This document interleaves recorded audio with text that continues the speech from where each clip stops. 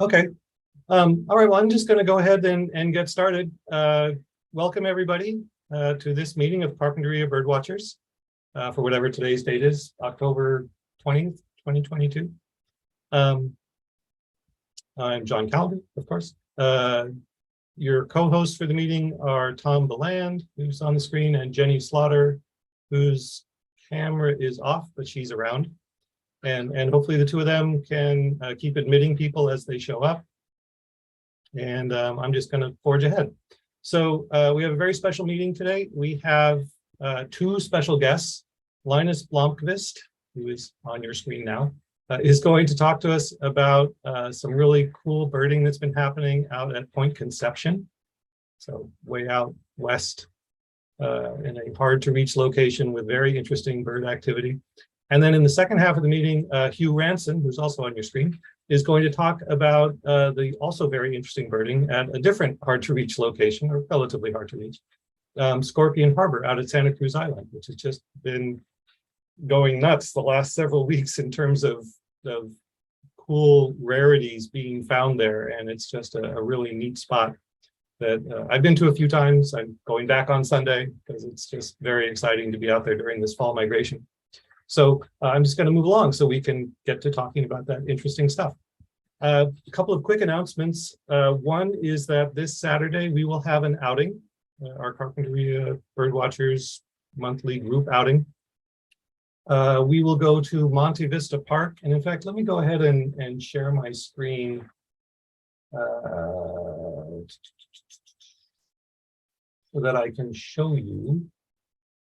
Yeah, let me do that. So there is a page on carpinteriabirdwatchers.org, and links to all of these things are in the description for this video or on the webpage at carpbirdwatchers.org for this meeting. But there is a page there on carpbirdwatchers.org that talks about our group outing to Monte Vista Park, and the page looks like this, and the park looks like this, and we will be going there on Saturday. So if you want to be part of that, that would be awesome. Meet us there at 8 a.m. And we'll just, park here next to the park, and we'll go see what birds are in there. I haven't actually birded there in a long time. I know we have a few members who live near there and probably bird it much more frequently. But it'll be fun to see what's in there. So that will be on Saturday, it's coming Saturday. And then the other announcement I wanted to make is that the Carpinteria Christmas Bird Count sign-up form is now live. So if you want to be part of the 2022 Carpinteria Christmas Bird Count, that would be wonderful. It takes place Saturday, December 17th, 2022. And again, if you go to this Carpinteria Christmas Bird Count link on carpbirdwatchers.org, there is a link to the current sign-up form, and you can go there and fill out the form, and it will work much as it has worked in previous years. But the first step is for you to sign up using that form. It's free to all, and all are welcome, all ages, all ability levels. We will, put people together with appropriate group leaders if they're less experienced. And we'll see how many birds we can find. It'll be exciting. So expect to hear more about that as we go forward. But just this very preliminary announcement is that you can now sign up, and you should go ahead and sign up if you're interested in participating. Okay, so with all that said, are there any questions before we jump into the content proper? I see Deidre says in the chat that she can only stay 20 to 25 minutes. Okay, well then we should hurry up. Hi, Deidre. Okay, well then without further ado, let me introduce Linus Blomqvist officially, and I can stop sharing my screen so you can see more thumbnails more easily. So Linus, welcome. Thank you. You have been a guest in our meetings previously. I'm trying to remember what you were here to talk about before. I think there was a sea watching talk. Yeah, there was a sea watching talk. Maybe something. Oh, I did one about the big sit that I did a couple of years ago too. That's right. Which you just did again, right? There was another big sit that just happened, and you had at Campus Point. 73 species. Yeah, it was a slow day, but I think on a good day we could have had 80 or 85 maybe, but we eked out 73 in the end anyway. And how big is the circle that you bird within for that big sit? 17-foot diameter. So you have to, birds can be anywhere, but you have to physically be within the circle to count it. So you got 73 species without leaving a circle or without counting from outside of a circle with a 7-foot diameter. I think that's impressive. To you, that's a slow day, but to me, that's something. Yeah, it was 13 hours mostly within that circle, I think, 12 or 13. Well, very cool. And you've been involved in various sort of adventurous things. Like you were the one, I think, who was the first to get out to Big Pine Mountain this past summer. Yeah. You sort of opened the floodgates, and then a bunch of other people went out there because of all the cool stuff you found. But you just hiked it. You just like backpacked your way into it, which I thought was very impressive. It's a bit of a hike, actually. Yeah, it's pretty strenuous, but it's really worth it. A lot of stuff up there that you just don't see anywhere else in the county. White-headed woodpeckers and dusky flycatchers that are breeding, and fox sparrows, and flammulated owl, and all sorts of good stuff. So totally, yeah, it's strenuous, but worth it for sure. And I'm probably going to go up there next summer as well. Excellent. Well, maybe I can get out there next summer. I didn't go there this summer, and I regret not going there because there are a lot of cool birds I did not see because I did not go there. Yep. Okay, well, let's talk about Point Conception. So can you maybe I don't know if you want to share your screen now. I know you have some slides. You can just go into that if you want, or you can do a little verbal preamble, whatever you want to talk about. How do you want to approach this topic? I have slides, and maybe that's where I'll start, but feel free to interrupt at any point with questions. I'm sure there are things that I forgot or didn't think to include in the slides. And maybe I will share my screen. Let's see. All right. Can everyone see the specific loon? I see the loon. So what I don't have in my slides, I should probably explain, is that a group of us got a permission from TNC to do a research project counting seabirds from Point Conception starting spring of 2021. We went out there quite a few weekends that year, and then we did another set of weekends and some weekdays this year, 2022. So we've been out there 2 spring seasons counting. We've done a little bit of land birding around the Dangermont Preserve too, but I'm going to focus on the sea watching and the seabirds in this talk. Happy to answer questions. Maybe I will get to the sort of public access issue, but one reason you might not have heard very much about this project is that TNC is very, very careful about who they admit to Dangermont, and especially what sort of information gets out from there.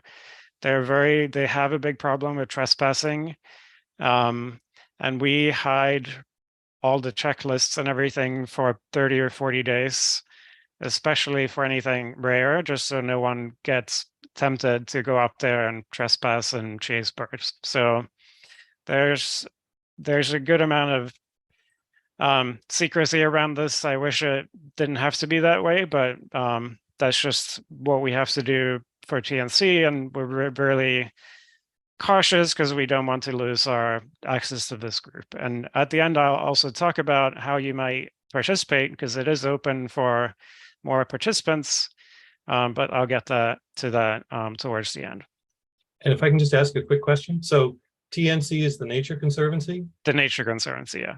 And the Dangermont Preserve is like, there was a big land donation that I guess it's being managed by the Nature Conservancy at this point. Yeah, I should have given that as a background. So TNC was acquired, or was given, a very large chunk of land. I have it on a map.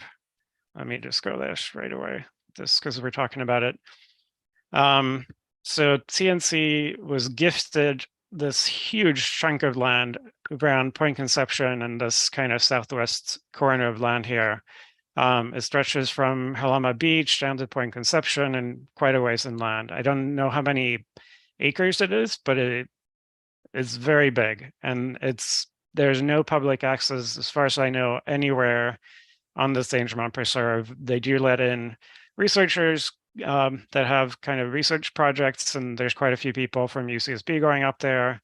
I think they might do docent-led walks too. So if you I haven't looked at it, but I think if you look that up, you might find that you can get in on a walk, a couple of times per month or something like that, if you want to check it out. It's very pretty out there, very beautiful coastal landscapes with bluffs and grasslands and different kinds of habitat. Thank you. That answers my question very well. Great. So I'm going to go back now to the sea watching part. So just as kind of, I wanted to begin by explaining why point conception is interesting from a sea watching or sea birding perspective. And to show that, I wanted to go over a few different species that are the most common migrants, especially in spring along the coast here. So this is Pacific loon. And this, it's not a super pretty map, but basically this is North America. The red cells are where Pacific loons are during the summer, so during the breeding period. And the blue ones are where they are during the winter. So big concentration of observations. So this data comes from eBird, by the way. So big concentration basically around Baja, California in the winter.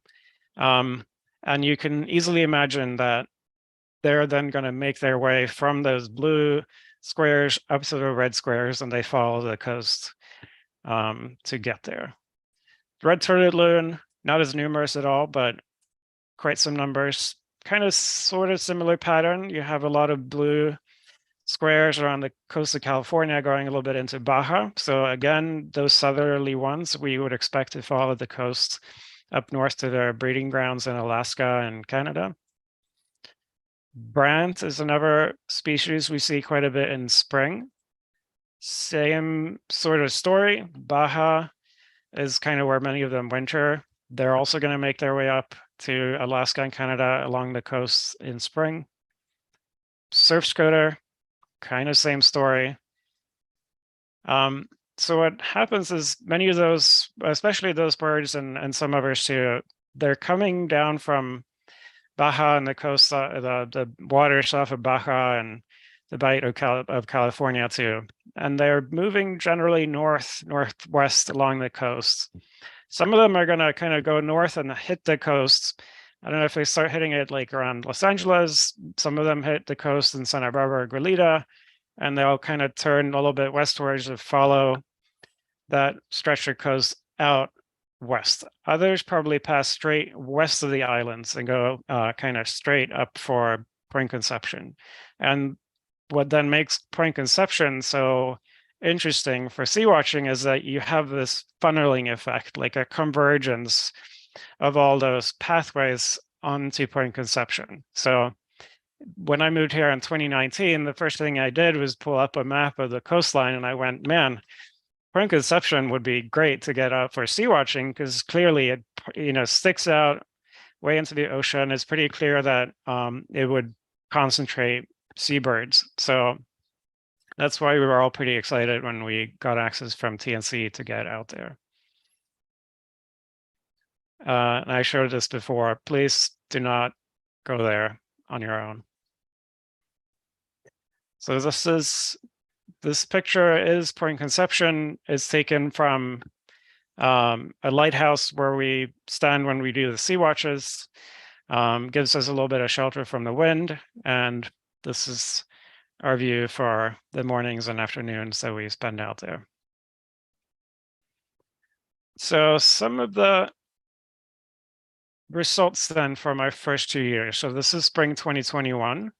And you have some of the more relevant species here listed: brant, surf scoter, some shorebirds, terns, pelagics, and so on, and the different dates that we were out watching and counting. Most of these days we did just the morning from dawn through 10 or 11 a.m. and sometimes we did afternoons too.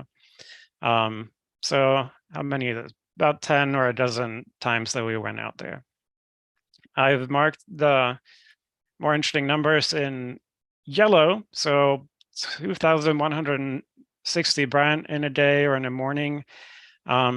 Not a record, I think, in any way for Santa Barbara County, but a pretty good day for Brent.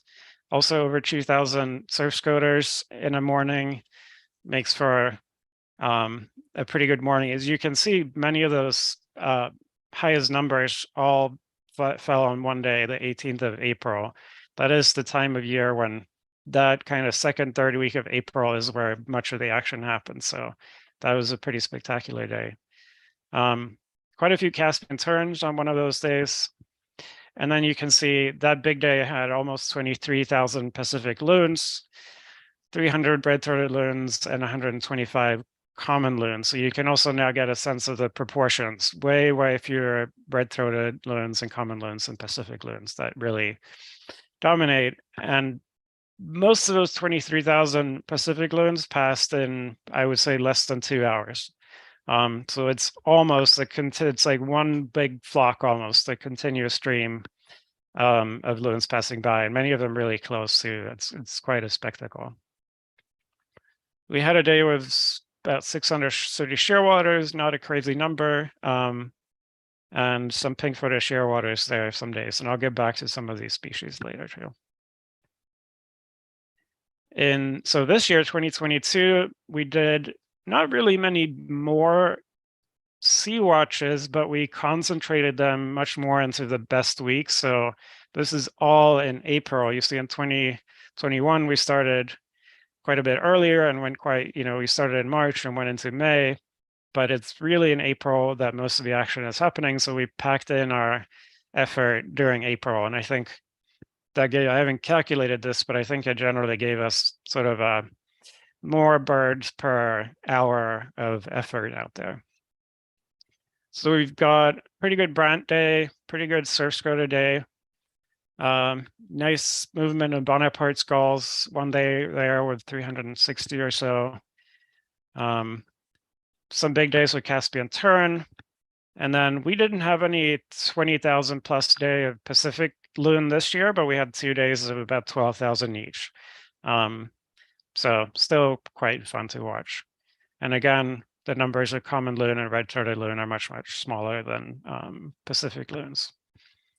And again, some of the tube noses, so shearwater, pink-footed shearwater, and one really good day for northern fulmar with 49, which is pretty unusual from the coast. I have a question, Linus. Yep. Are your days, are they randomly selected, or do you have some kind of crystal ball? Well, there's no crystal ball. It's basically Friday afternoons and Saturday and Sunday mornings, and sometimes some afternoons on the weekends.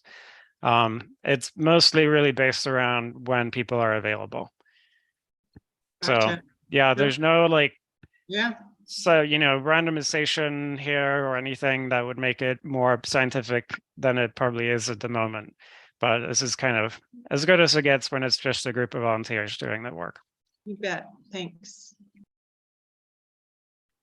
So this is a comparison of the 2 years. Actually fewer hours in 2022, but in many cases, quite a few more birds. So that's probably because we packed it into the very best weeks.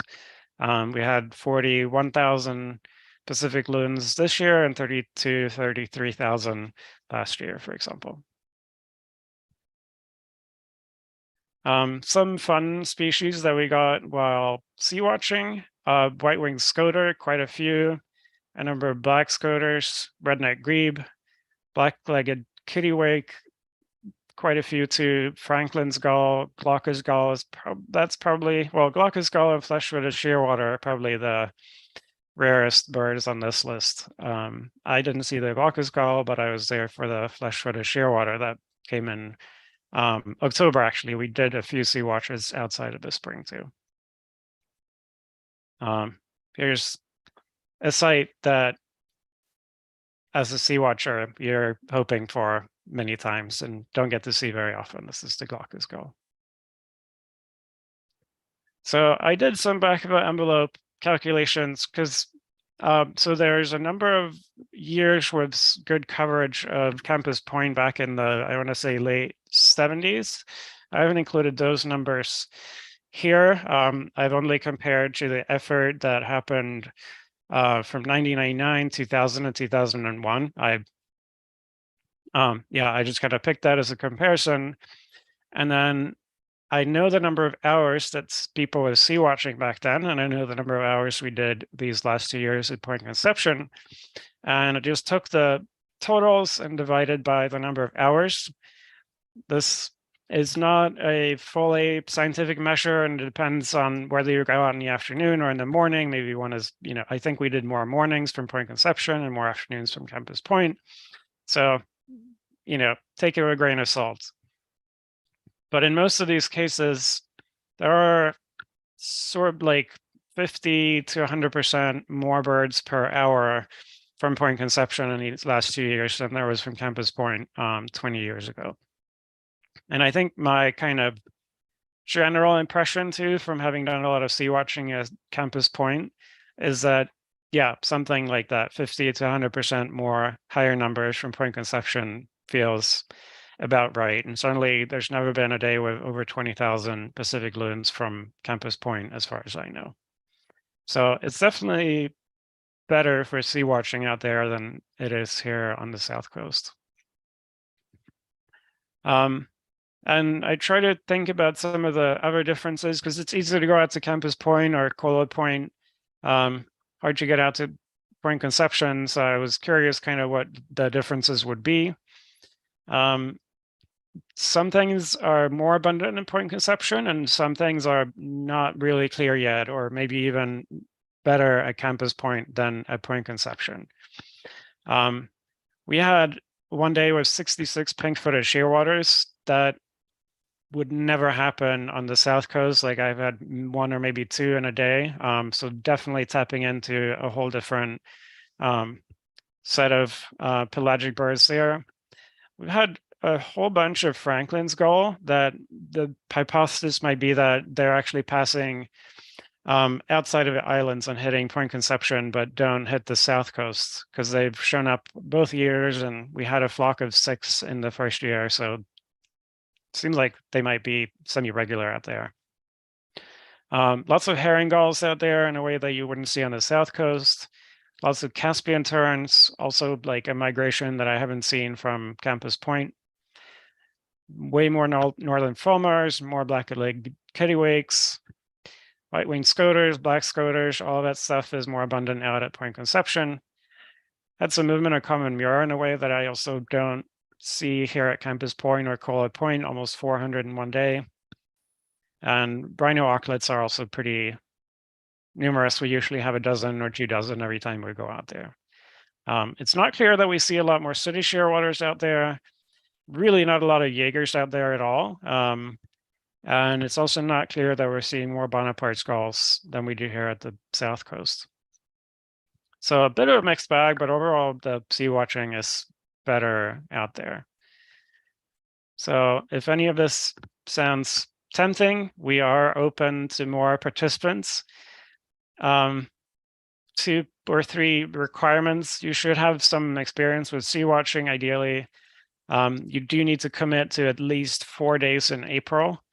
And we usually meet at the TNC headquarters at 6 a.m., if not earlier. So it's a really early morning start from Santa Barbara, or you can sleep in tents that they have out at the TNC headquarters too. But bit earlier probably that you need to get up than you usually do when you go birding.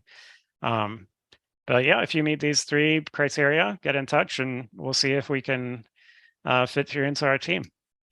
So I have a question, Linus, and I want to sort of officially open it up to questions from everyone, and I don't want to dominate that. I want everyone to have a chance to ask you things they're interested in.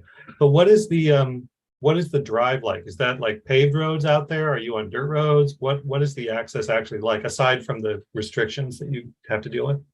It's paved all the way, like pretty much any car can get out there. Yeah, that's not really it's not the best pavement, but it's there's no car that I would worry about getting out there, so that's fine. Yeah. Excellent. Okay, and other questions? I know we have a lot of participants, a number with their cameras off. I'm just going to encourage people to just jump in and just unmute and ask away, verbally request permission to ask. This is Paul. As in way back in the late 70s, Campus Point Sea Watch, Paul.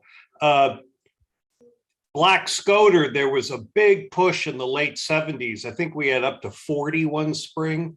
So that just might be the population or whatever, you know, because obviously their numbers declined at Vandenberg as a winter bird.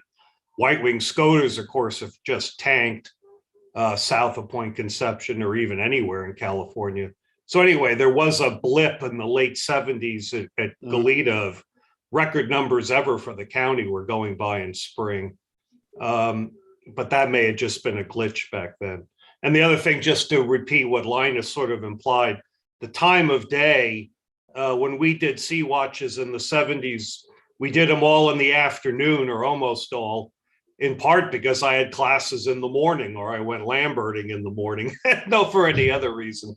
But then when Dave Compton organized sea watches, you know, 20 years ago, those were morning sea watches. And now, of course, the ones you guys are doing at Point Conception seem to be more morning than afternoons, but at least you're saying you're doing both.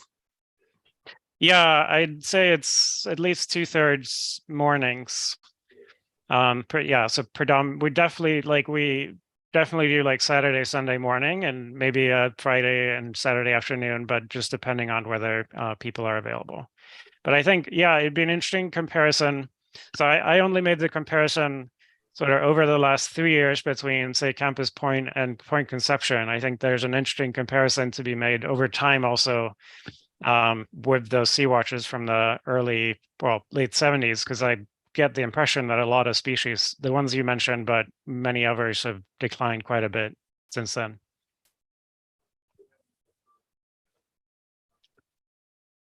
Okay, well, thanks, Linus, and thank you, Paul. This is Paul Lehman joining our meeting, which is kind of exciting for me, just as a you know, excited fan of all the great birders who've done great birding in Santa Barbara County. To have Paul Lehman here is really an honor. Any other questions for Linus? Sure. I was wondering, how do you get better at sea watching? Can you give us some tips? Oh yeah, it's just a lot of practice. I think the way, so either you do it with someone else who can kind of help you out, but if you're starting on your own, I'd say you start working with birds that are maybe a few hundred yards out, and you can see all the plumage details and the colors of everything, and you can kind of go to your field guide and match it up, and you can be pretty confident about the ID. And then as you get more confident with that, you can start IDing birds that are 500 yards out. Maybe you don't see the plumage quite as well, but you get a little bit more of a feel for how they fly and their structure and stuff like that. And then you kind of work your way out to much greater distances where you can, under the right conditions, ID birds based on, flight and structure and things like that, almost alone, with fewer, at least, plumage details. But yeah, it's a pretty challenging form of birding, I'll say, and it certainly takes a little bit of perseverance to get better at it. Yeah, to count 22,000, I bet was quite a feat. Yeah, I'm curious about the numbers. How are you estimating those really big numbers? Well, if you count by ones. If it gets overwhelming, you'll start counting by tens. And you basically just get a mental image of what a group of 10 loons looks like, and you go 10, 20, 30, and so on. If that's overwhelming you too, then you start going by hundreds and up. I don't think we ever had to go, the craziest minutes, maybe we counted by hundreds, but usually we could keep it to tens or ones. Wow.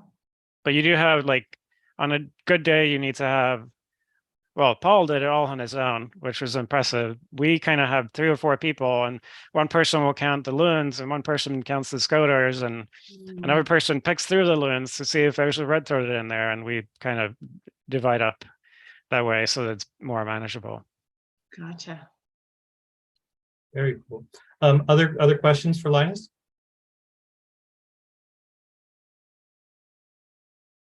Okay, well, hearing none, I want to thank you again, Linus. And I am very interested. I may be, working on my Sea-Watch skills between now and next spring, and see if I could maybe get in on some Sea-Watches out there. Because just accessing the site seems really cool.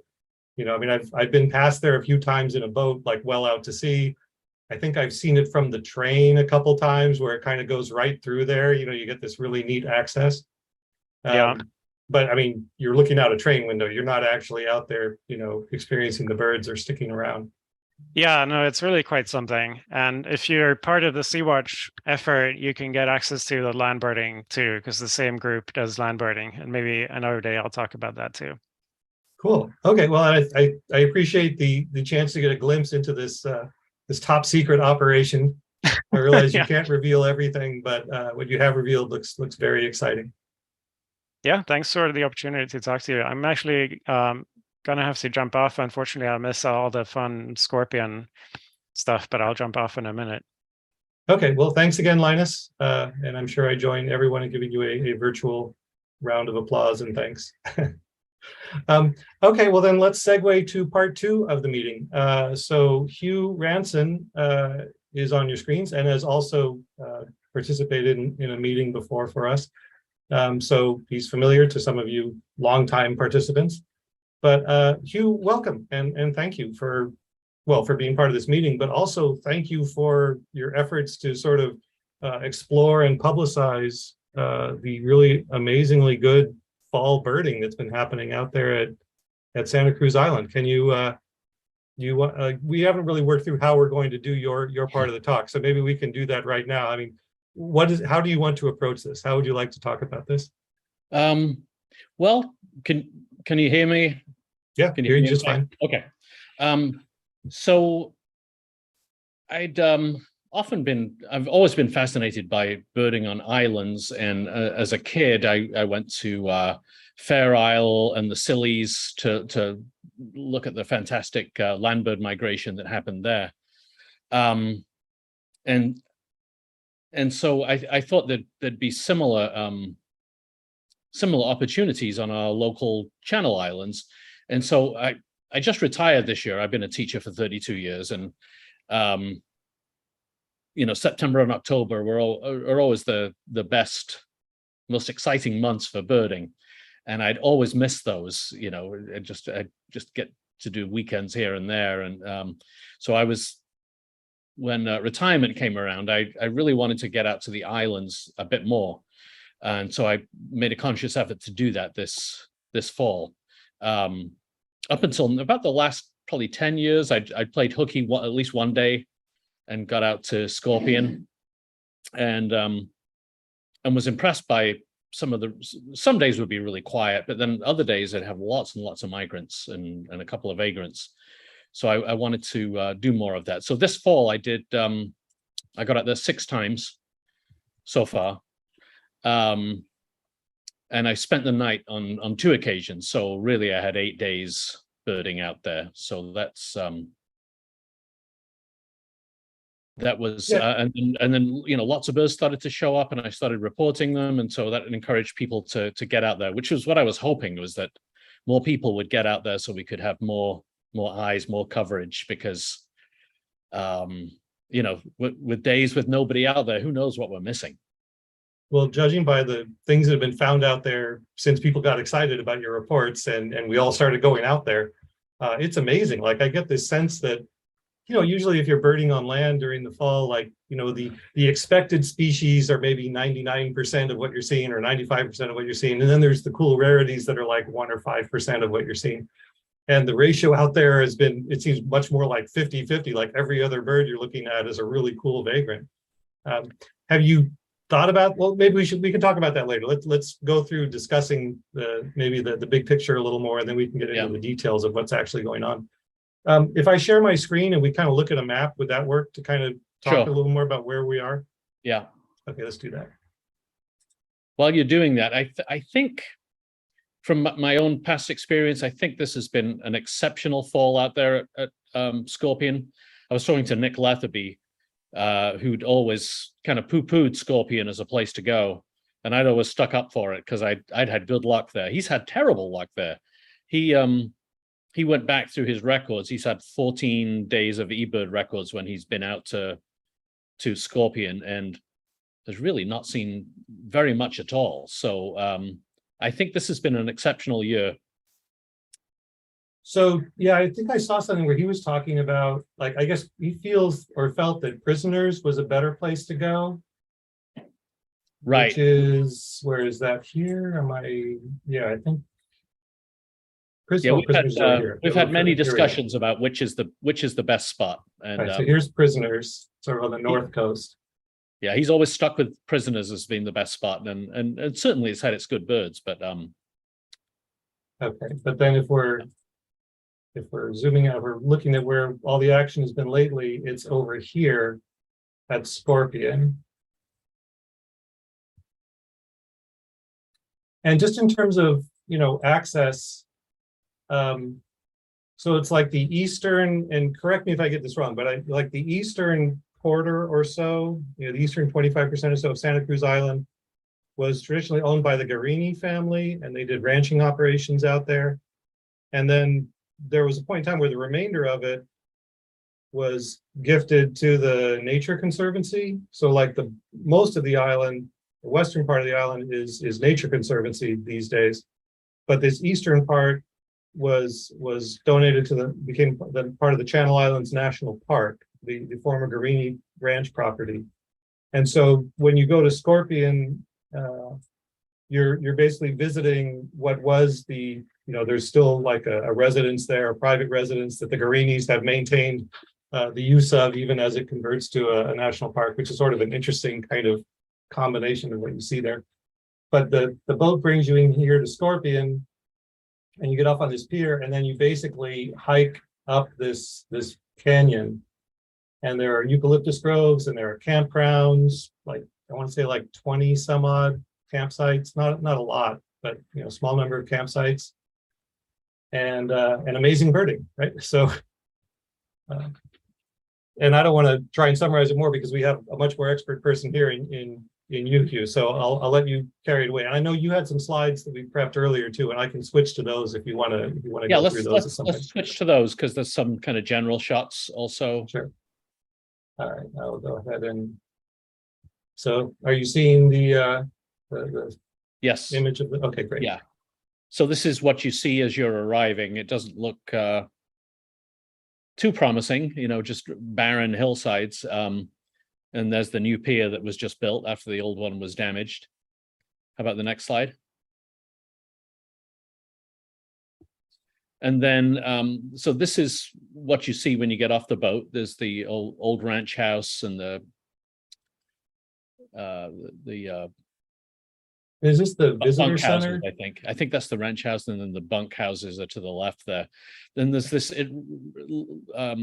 interesting little fenced-in yard there that has a couple of fig trees, which the birds and the foxes, and at night the spotted skunks go crazy for.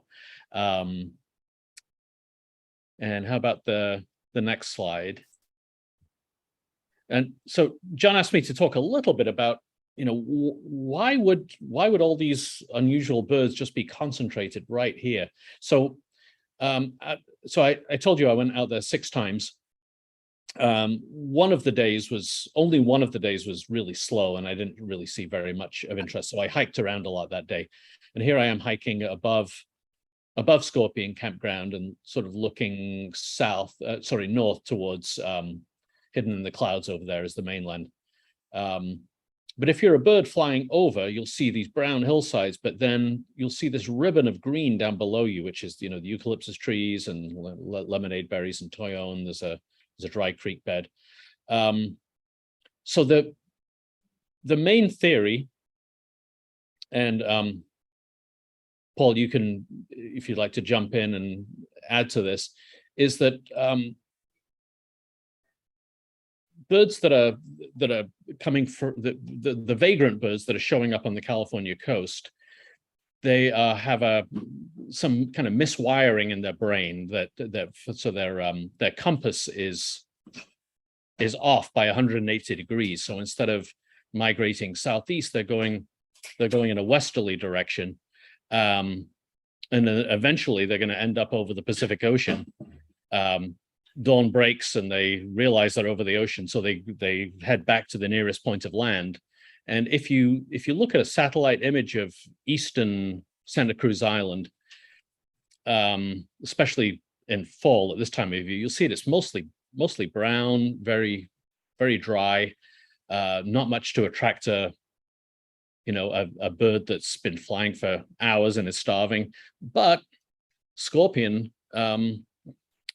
Canyon does look very green and attractive, but maybe because of these eucalyptus trees that might draw them in. So that's the main theory that I've heard, is that there's this kind of mirror image migration going on, that a few birds, for whatever reason, whether it's an environmental reason, like toxins in the environment is causing something to go haywire with their brains, or maybe it's always been the case, a small percentage are flying the wrong way and end up here on Santa Cruz Island. And other islands too. Santa Barbara Island is also a great place to look for lost waifs. So I went. Yeah, go ahead, John. I was just going to jump in and say, when I started seeing your lists come out of the things you were seeing this fall, I thought, wow, I got to get out there. And so I looked into it, and it's actually not that hard, right? I mean, because there's regular ferry service from Ventura on the Island Packers boats, and they'll take you out there in the morning. You get on the 8 o'clock boat, be at the island at 9:30, bird watch until 4 o'clock, and then take the 4 o'clock boat back. Yeah, and camping is very easy too. You can, just online, you can reserve a camp spot. I think up to a week at a time. I only did one night at a time. With that, hardcore birding that I was doing, you get pretty exhausted after 2 days of that. So one night seemed good to me. But it was a wonderful experience, and you'll see a couple of the night birds that I saw in some of the slides, so it made it special. But yeah, very easy to get out there and not really expensive. I think if you're over 55, it's a $58 round trip for the ferry. So that, to me, is a good deal. So I click through to some of these other images. Yeah. So this, I guess, is an Amphibonax flycatcher. Yeah, this was the first trip that I went out, September 14th. And this is basically one of the first birds that I saw when I was out there, and I only saw it for about 2 minutes, and then it was flushed away by some campers walking through, and I never saw it again. I was intrigued by this as soon as I saw it. I thought it had a lot of characteristics of a yellow-bellied flycatcher. So I took some pictures and then looked for it for the rest of the day without any luck. So I submitted it as a yellow-bellied flycatcher to the California Rare Birds Committee. And if they accept it as such, it'll only be the second California Santa Barbara record. I think I know the first was found by Paul way back in the 90s, I think. And it would be a first record for Santa Cruz Island. And you'll notice some of the things that are highlighted there on the wings. One of the things to look for to differentiate a yellow-bellied from a Pacific slope flycatcher, there's a lot of subtle differences. But one of the things to look for is the primary spacing on the primaries on the wings. So you can see from primary 7 to 6 and then to 6 to 5 is kind of evenly spaced on this bird. And that's a good field mark for a yellow-bellied flycatcher. So we'll see if that gets accepted by the 10 people who are on the committee of the California Rare Birds Committee, and I guess it has to be at least an 8-2 vote for it to be accepted. But we'll see. That same day, there was an ovenbird in the campground. Those are the two good birds of the day. And I guess I'll keep clicking through them so we can see some of the other slides. Well, this is a very cool bird that you had. Yeah. So this was the second time I went out, and I went with a friend, Mark Bright, and we camped that night. And one of my goals was to look for spotted skunks, which I've never seen a spotted skunk before. And we found them feeding on the figs underneath a fig tree, and saw 3 or 4 of them. But also we'd heard word that saw-whet owls had bred in the or around the campground that year, and we actually went out and found one of the young ones, and making some hissing sounds, and we eventually found it, and there were 2 kind of hissing away at each other, and this one eventually just fell asleep as we were watching it, and we were able to just walk away and leave it sleeping. But lovely bird, only about 8 inches tall, tiny little bird. And I think the only other place I've seen them in the county before was actually on Santa Cruz Island many years ago. I've heard them before, but I've only seen them on Santa Cruz Island before. In the Central Valley, there's a few pairs that breed there. But I think this is fairly new that they're nesting at Scorpion, as far as I know. Very cool. Yeah, it's a bird I've only heard. I've never seen a saw-whet owl. Okay, I'll keep on clicking. So here I think we're looking at a vireo. Yeah. So the next day, Mark and I were getting ready to leave, and there weren't too many birds around, but we had just our boat was due to leave at 4 o'clock, and at 2 o'clock, birds just started appearing as though from nowhere. And I've got a lot of theories as to how that could have been, but anyway, it was quite amazing. We had 3 really rare vireos in those last 2 hours. This one's a Philadelphia vireo, which I misidentified at first as a Tennessee warbler. It was only later when I got to blow up my photos and see that it had a vireo bill and other characteristics. And so that's I believe a first Santa Cruz Island record. And about the 10th, I believe, for Santa Barbara County. So that's a Philadelphia vireo. So was this in the fig tree at the ranch house? No, this was in the lower campground. It was going from in the lemonade berries and berrying, and it was kind of difficult to see. And this is the best photo I managed of it. So that's a vireo more from the eastern US. And the next one. And then this is a Plumbeus vireo, which is more of from the Great Basin area. Again, very rare. This is actually the 3rd one I've seen on Santa Cruz Island. So it's one of the better places you can to see a Plumbeus vireo in Santa Barbara County. They're quite uncommon. And again, where in the canyon was this bird? This was originally between the 2 campgrounds, and then later on, as we were waiting for the boat, it was down in the ranch house yard. Okay. So the word Plumbeus means kind of lead colored. As you can see, it's very gray and white. And then 10 minutes before the boat was about to, we had 10 minutes of birding left. Next slide, please. This guy pops in. This is a yellow-green vireo, which, probably from Mexico. So we had, 3 very rare vireos all just popping in the last 2 hours there. One from the East Coast, one from the Great Basin area, one from Mexico, and who knows how they all managed to converge and for us to find them. But it was certainly a pleasure.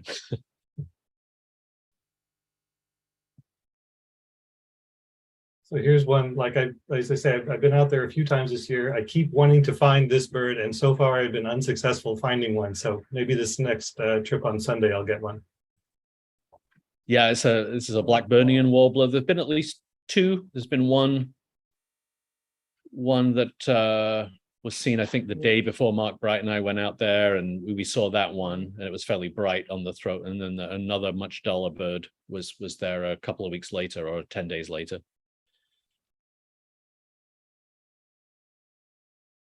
I'm just going to keep paging through these. Yeah, this was another bird that Mark and I came across by the ranch house. And this is a sparrow-like bird from, again, more eastern distribution. This is a dickcissel, and this is a juvenile dickcissel. The males have the adults have a fancy black chest. But this was a really nice bright one. It had quite a bit of yellow on the chest that you can't see. But this was ridiculously tame. And, in the past, dickcissels I've seen have been, buried in weeds, and then, they pop up now and again. But this was more or less hopping around our feet. It was ridiculous. Yeah, and that's something I noticed on the trips I've made out there as well, that, maybe it's just that there's that concentrated habitat, so they have to be there. So they're not, and there's this constant stream of hikers and campers kind of walking back and forth on the road. I mean, it really reminds me of Disneyland for birders, because you've got all these great things happening in front of you, but then you've got this steady stream of, excited vacationers walking past you, chatting with each other. I mean, I wonder if that actually makes the birds more tolerant of human presence, that, well, this is the only place they can be. And there's people, but the people kind of leave them alone. So they all just ignore each other. Yeah. And there's really not that much habitat for them to be feeding in, and they have to be, fattening up for the next leg of the migration, whether that's back out to sea or back to the mainland, who knows. Which I guess is sort of typical, like, fallout conditions, right? Like, the birds it's not that they're tame, it's just that, their priorities are, they have to refuel, and, if you're not, directly attacking them, they're going to just ignore you while they take care of that. Yeah. It was interesting too that the dickcissel, I'm not sure if I saw this bird. I think I saw a second bird that was duller than this one. Yes. Yeah. The so second again, it was duller. So it's just wild to me again, like, oh, I go out there to see the dickcissel. I don't see the one that you guys saw. I see a different one. There's like multiple dickcissels. Yeah.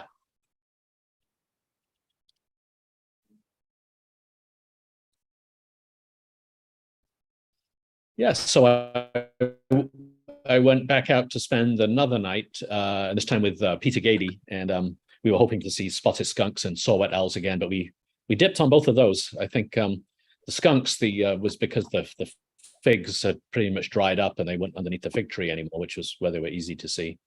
So we went walking up onto Cavern Point, which is a headland above Scorpion Anchorage, and then we came across this guy, a common porwheel, sitting on the path in front of us, and it let us get great looks and lovely photographs. So that was a highlight. And there was another one calling from across the canyon. I don't believe they nest out on the island. I'm gonna have to check into Paul Collins on that one, who's writing the book, or has written the book and is about to be published on the birds of the Channel Islands. So I'm guessing this is a migrant, but not sure on that one. But a fantastic bird, common porwheel. Gorgeous view, you guys. Certainly a closer shot than I've ever had of a porwheel. Yeah.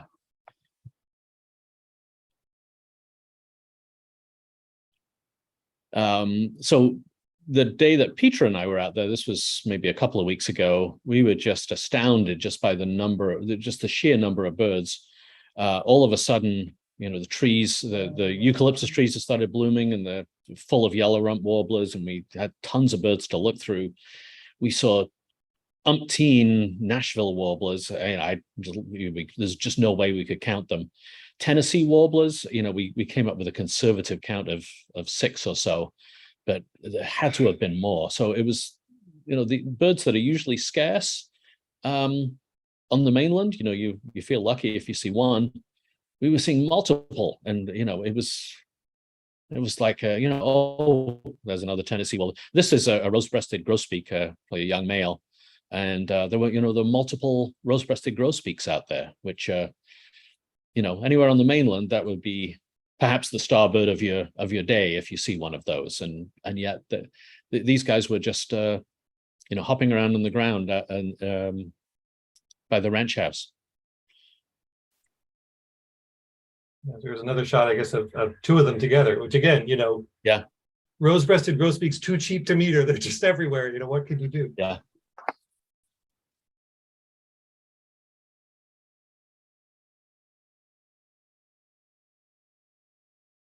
And there've been at least 3 of these there this fall. This is an oven bird, just a lovely bird. They walk around on the ground, kind of traipse around, flipping over leaves, looking for bugs underneath.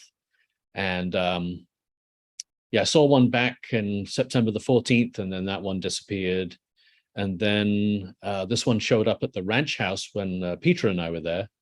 And it's probably the same bird that was still there just until a few days ago.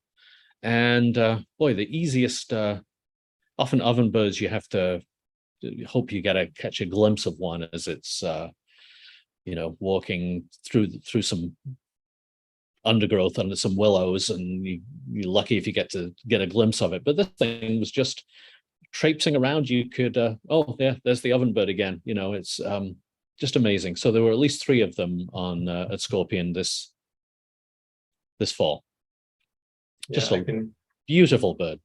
Yeah, I mean, some of the birds I saw out there in my last 2 trips were maybe rarer, but this was the one I loved looking at the most, because it's like, oh, it's such a cool looking bird, and it's just right there. Yeah.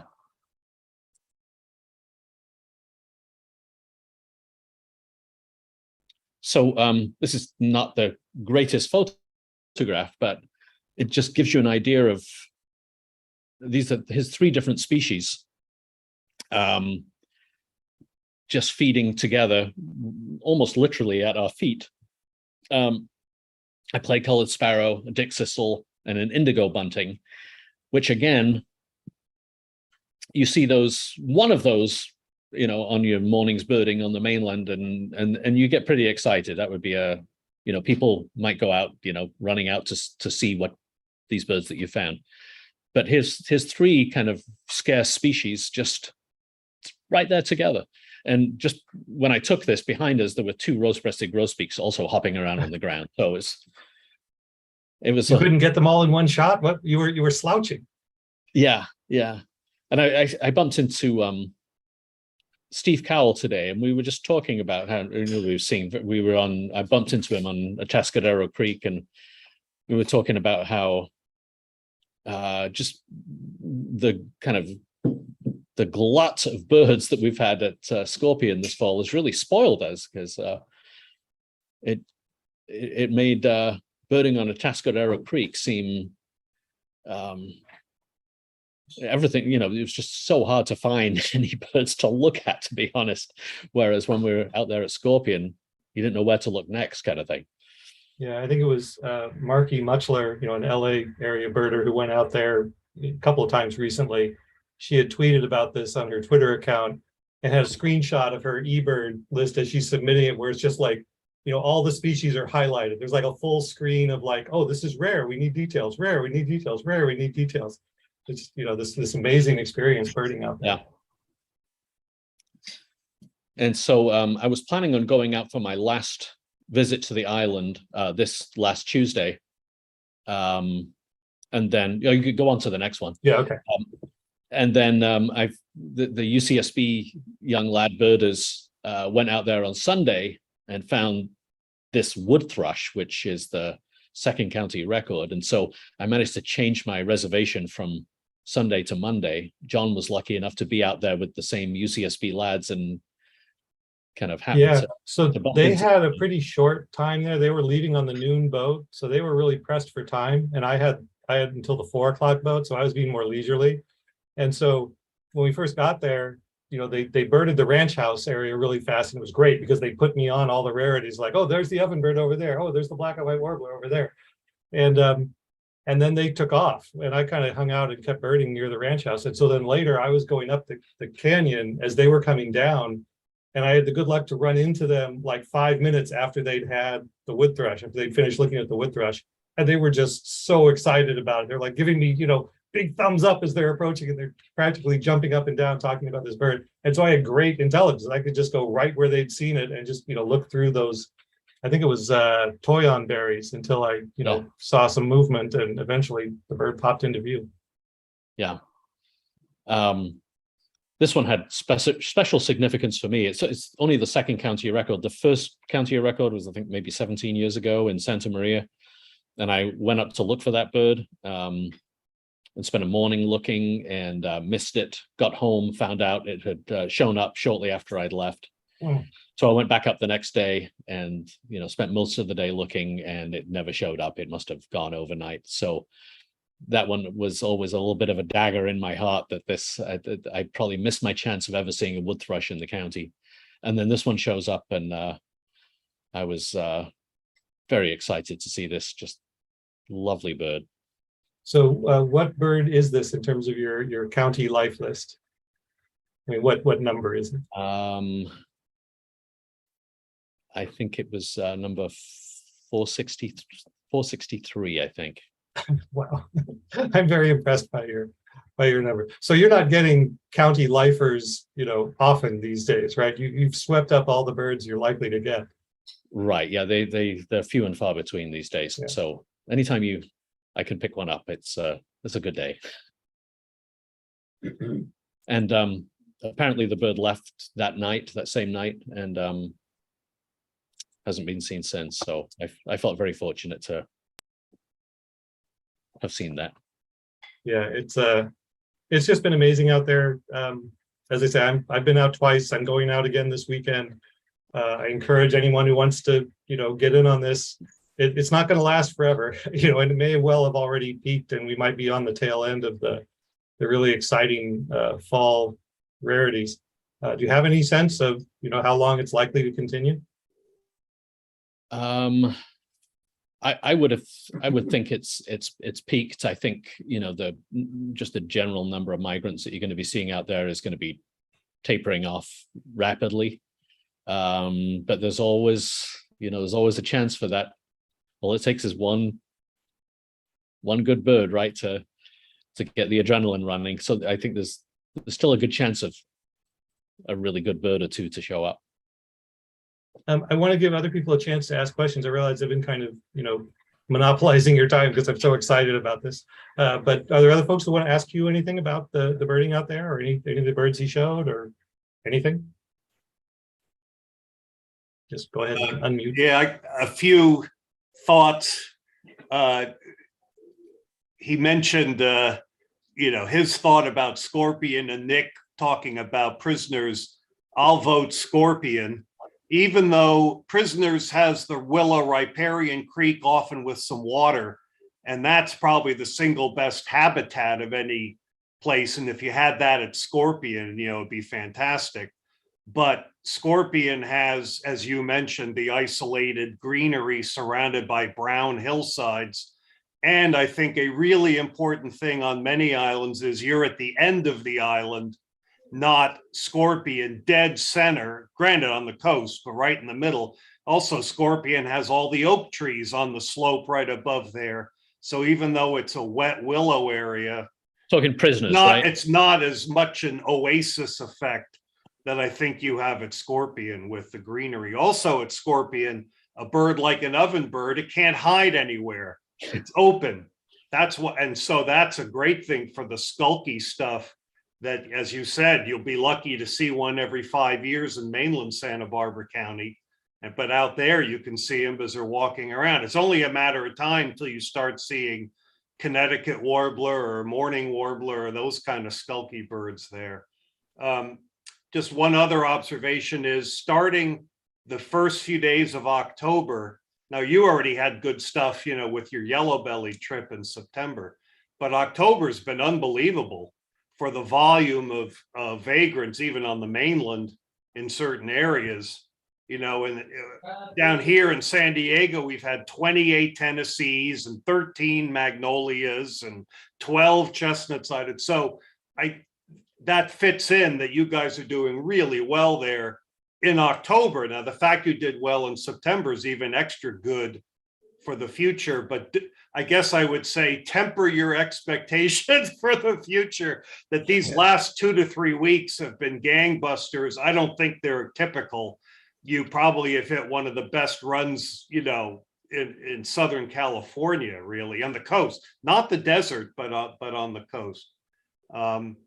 And then just the last comment is there's a front coming through, Saturday, and maybe windy northwest, which I would say if you were out there on Sunday might be good for regular Western migrants, but it would be bad for vagrants. What the best weather is, of course, is dead calm or even a light offshore flow with a marine layer overcast. That's probably when you'd get the most birds. Oh, and just one other thing, you were surprised about your 3 vireos before you got on the boat. The best time to find vagrants on the Alaska islands is always in the afternoon, not in the morning. And we've always wondered why. We wonder if birds either are still coming in off the water during the day, or they're finding crappy habitat, on those grassy hillsides, and they're wandering around up there for 2 or 3 hours till they finally find the lushness of scorpion. So that might explain why afternoons can sometimes be better than mornings. That was my thinking, was that these 3 vireos had, kind of funneled down the canyon from who knows where and just finally found the good habitat. Yeah, I'll try and make sure to, not burn out all my energy early. I want to save some energy for that last little bit before I get on the boat, so I can see if anything has shown up fresh. Okay, any other questions for Hugh? Oh, not to keep talking, just I think that vagrant season, yeah, you're past the peak, but it's still pretty good till about the 10th of November, and then dribbles till Thanksgiving. So I'd say people should be encouraged to go out there as late as Thanksgiving. You could easily see some fantastic bird in the middle of November out there. Awesome. Yeah, and as an aside, Paul, anytime you want to talk in one of our meetings, you have a standing invitation. Please don't stop talking as long as you're willing to keep going, because it's fascinating information. Okay, so anything else before we wrap up? Aaron Kreisberg here. I had a quick question. I know Yeah. you said this is the first year you really started getting out to scorpion like a ton, but I know from having seen you out there in past years, you've gotten out there other years. I'm just curious to see if you've seen any change over the years. I mean, I know obviously you got out a lot more this year. But... Yeah. I've Peter Gady and I have had 2, in previous years, we've had 2 really excellent days where we've had, all kinds of things, like ovenbird and Blackburnian warbler. And so, I think the potential has just always been there, but I think I'd agree with Paul that I think that this has been a particularly exceptional year, just for numbers of birds out there and the proportion of those birds that have been vagrants and unusual birds. Yeah, I wouldn't really say I've seen too many changes, because I've always seen good birds out there, unlike Nick, who's really had bad luck when he's been out there. So I just think it's been an exceptional year, and may they keep coming. Yeah, agreed. Anything else for Hugh? Okay, well, not hearing anyone else, I want to thank you again, Hugh, very much, and thank you, Paul Lehman, for bonus input that I wasn't even expecting we would have in the meeting. And thank you to Linus, who I realize has left, but certainly very interesting to hear about the point conception material. And thanks everyone for participating. We'll go ahead and wrap up. Come out Saturday to Monte Vista Park, or get a reservation on the Island Packers boat and get out there to Scorpion and see what you can find, because there's great birding to be had. Or just go birding around here. It's an exceptional fall for rarities, and just a lot of neat birds are around in a lot of places. Not the hard to reach places only. Some of the easier to reach places could well have good birds that are just being missed because all the really avid folks are going out to the hard to reach places. So I encourage people to take a look at what birds are around. Any last thoughts, Hugh, before I sign off? Just don't find anything too rare over the weekend. But I won't be out there. I'll make sure to text you as soon as I have connectivity if anything really fabulous is out there. Okay, well, thanks again, everybody. And Thank I will see you. you on Saturday or out there birding. Yep. Thank you very much. Thanks, John. Thanks.